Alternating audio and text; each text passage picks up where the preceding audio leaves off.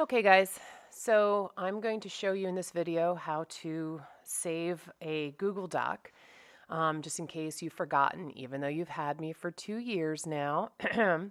um, so the lessons this week are just basically playing catch up. I'm going to go easy on you.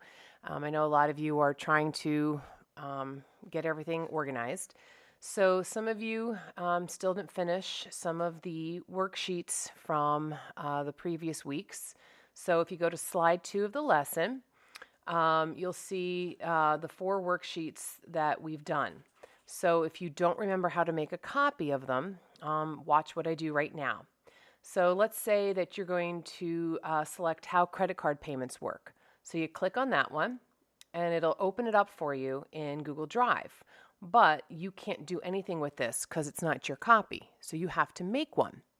So you're going to go up to where it says File at the top left, right? Click on that and you're going to click Make a Copy. So when you do that, it'll name it for you, Copy of Credit Cards. That's fine. Just leave it like that.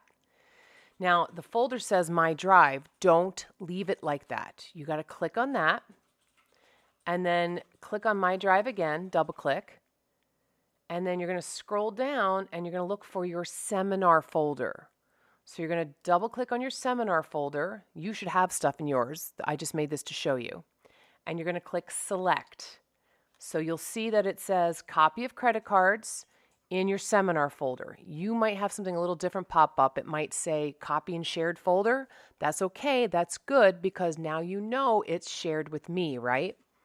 Click OK. It'll open a new tab for you. And in a second, it'll show you your version that you can now actually edit. See? So that's how you make a copy of a document to go in your own drive. All right? Okay, guys, carry on.